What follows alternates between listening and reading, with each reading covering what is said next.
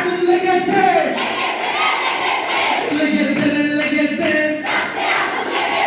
নার্সিংয়ের হাতিয়ার নার্সিংয়ের হাতিয়ার করতে উঠুক আরেকবার আমার সোনার বাংলা আমার স্বাধীন বাংলায় বৈষম্যের ঠাঁই নাই তোমার আমার ঠিকানা ফিরিয়ে দেবে রাঙি না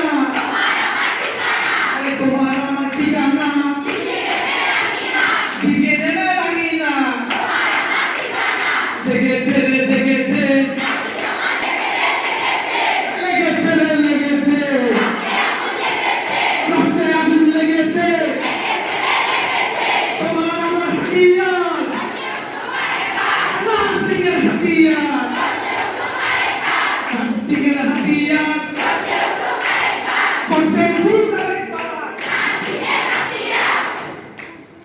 আছে তাদেরকে খোঁজাই করতে হবে। এটা 2016 সালের নিয়োগবিধিতে আছে, কিন্তু যদি না থাকে সেক্ষেত্রে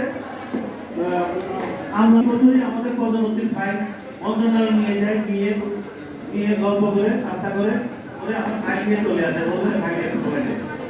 তো এভাবে ওই মন্ত্রণালয়ে আমাদের নার্সিং প্রতিনিধি চাই না।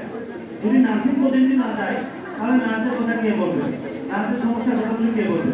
তাই আমরা আজকে আমাদের দেওয়ালে পিঠ থেকে গেছে, আমরা আমাদের দাবি না মানা পর্যন্ত আমরা আন্দোলনে থাকবো। যদি আমাদের আন্দোলনের দাবি মেনে না নেয় আমরা বৃহত্তর কর্মসূচি যাবো এবং আশা করি সবাই এটার সাথে একমত থাকবেন এবং সতর্ক থাকবেন, স্বতঃস্ফূর্ত অংশগ্রহণ করবেন। আর যে কোনো সমস্যা আপনারা আমাদের যারা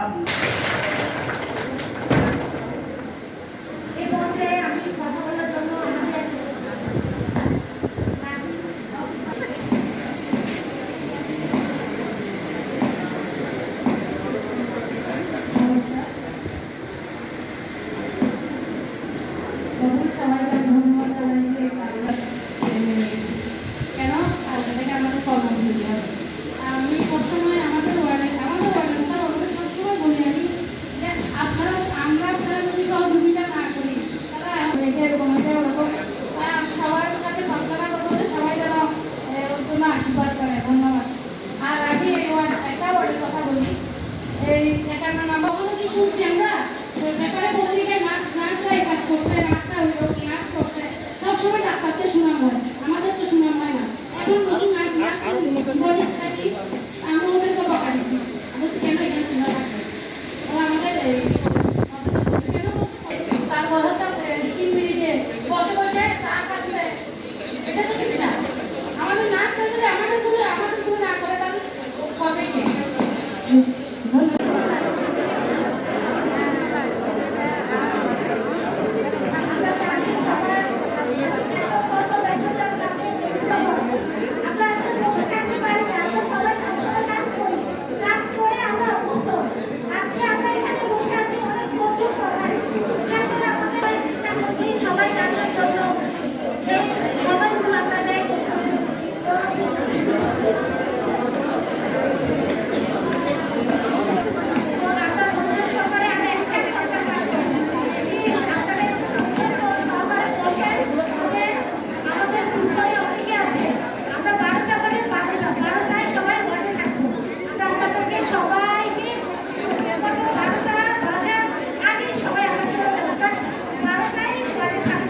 যতই বলা ভাড়াচ্ছি না কেন আমাদের উপর মহল, বিশেষ করে বর্তমান সরকারের যারা উপদেষ্টা মন্ডলী আছেন, ওনাদের দ্বার প্রান্ত আমাদের এই নোটিশ পৌঁছে গেছে, স্মারকলিপি গিয়েছে, কিন্তু ওনারা এখন কোনো সমাধান দিচ্ছে